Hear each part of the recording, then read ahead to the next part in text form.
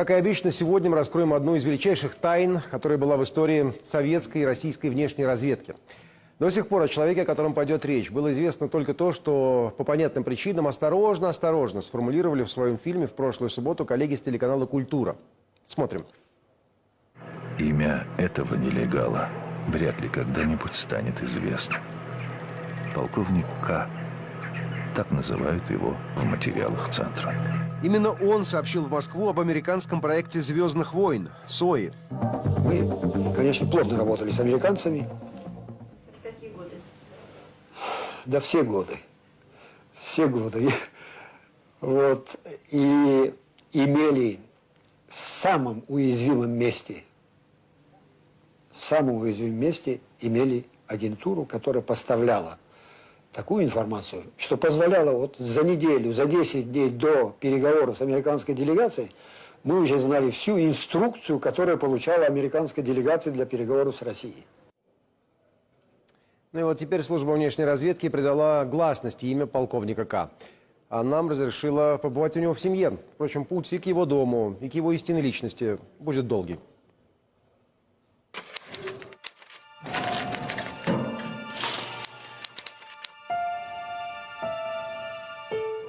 Кавказ. Заснеженная и заледенелая дорога. Следы на снегу, как шутят наши провожатые кавказцы, наверное, уже снежного человека. Снежный человек, Снежный человек. И вот скоро появляется село с чудным для русского уха названием – Пичиджин.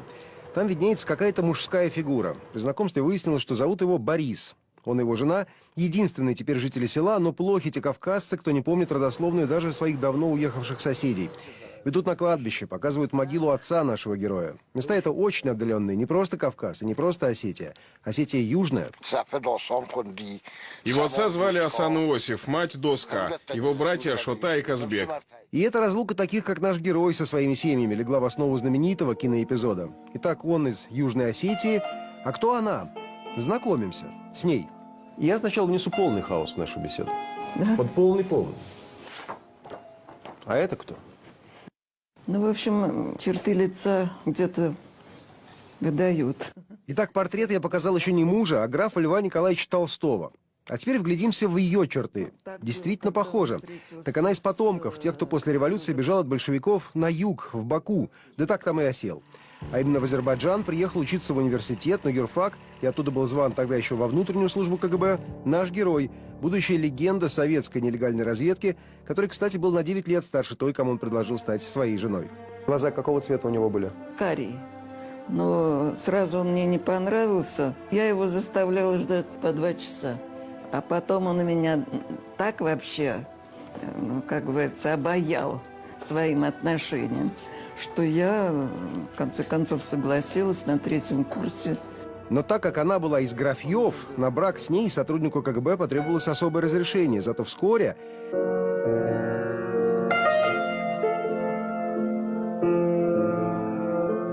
Вскоре не так, как в этой сцене, а им обоим предложили перенестись за границу вместе, как семье разведчиков-нелегалов.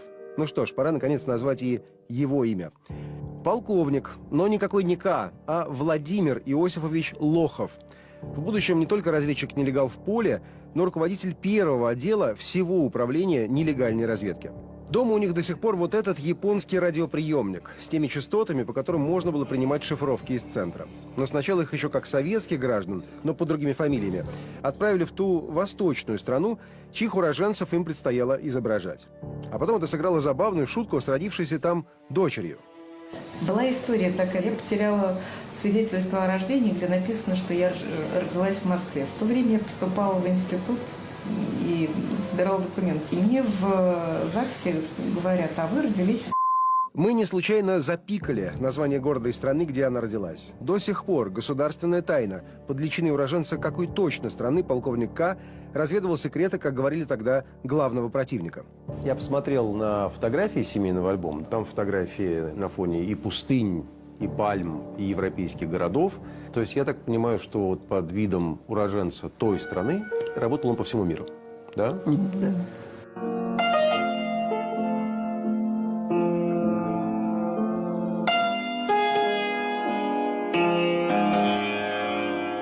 Только вот встреч с женой не было даже как у Штирлица. Лохов-то отправился на нелегальную работу за кордон, а ее не пропустила тогдашняя строгая медкомиссия. Ему предстояло ехать одному. Я хотел про вас спросить. Да. Вот как же вы его отпускали-то? А невозможно было. Дети получали приветы от отца в виде подарков и открыток, которые, как потом выяснилось, на самом-то деле часто готовила мама. А во дворе шептались: безотцовщина. Отец, когда приехал, я от гордости, вот я вышла, взяла его за руку, показала, вот он мой папа. В семье считается, что дочь в нее. А вот дочку он баловал, он прям вообще.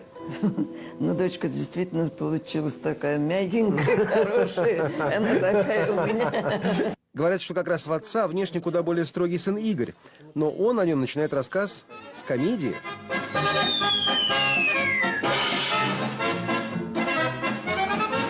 Причем тут этот фильм и советская разведка? Дело в том, что прикрытием для полковника К. была позиция владельца кинотеатра.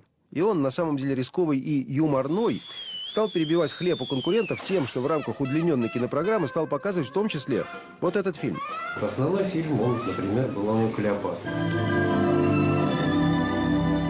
Тогда в той восточной стране такое еще показывали. Но показывали все. Он взял, купил Иосиф Барбос «Необычайный кросс». Так вот, в этот кинотеатр все и шли.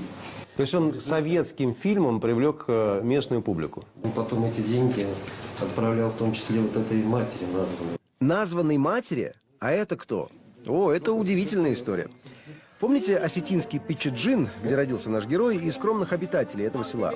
Так вот, за границей Лохов жил по той легенде, что представлялся уроженцем такого же села из той страны. Использовал личность реального его уроженца, который на самом деле скончался. Но пришел такой момент, когда персонажу Лохова нужно было показать, что он на самом деле он. И Лохов сам предложил центру выдвинуться на свою мнимую малую родину. Рассказывает тот, кто первым, еще без имен, рассказал эту историю в прессе. Риск был не то что страшный, а просто жутчайший. Я думаю, что риск был запредельным, вот я бы так его назвал. Потому что засвидетельствовать это мог лишь один человек. Его старушка-мать, которая была жива. А он же не знает эту женщину, как она выглядит. Они все в чедрах. Одна из них была слепа. И вот эта слепая женщина встала и сказала: идет мой сын. Она поднимается, одна идет к нему, и сынок дорогой целует.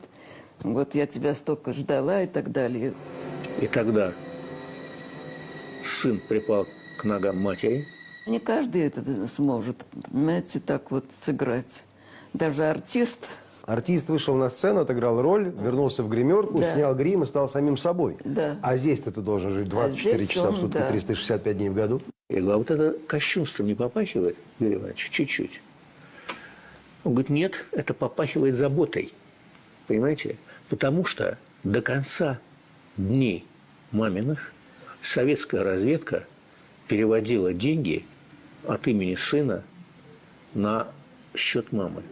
Ей отстроили дом, починили крышу старую. Мама, может быть, и благодаря этому прожила очень и очень долго. У самого Лохова жизнь была не очень длинная, но он очень много успел. И в той командировке за границу, и когда в Москве руководил первым отделом управления нелегалов. В выступлении в 90-м году заместителя руководителя Сенатской комиссии по внешней разведке, американской, он сказал так, что если вот это мероприятие, вокруг которого мы сейчас говорим, сделала русская разведка, то они далеко нас обошли, что это высший пилотаж. А это действительно была русская разведка. Но все-таки не менее удивительно и другое. Я вернусь к своему вопросу. Ну как же вы все-таки его отпускали? Часа два я билась. Ничего не брал. Я поняла, что жизни для него не будет без этой работы. Вести в субботу. Москва и та страна.